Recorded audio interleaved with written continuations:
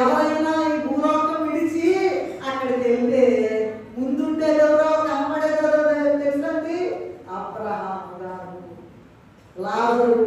అదిగో ఆయనేమో అబ్రహాముడేమో ఏటో ఎక్కడో ఎడుతున్నాడంట, పాపం కూలుతున్నాడంట.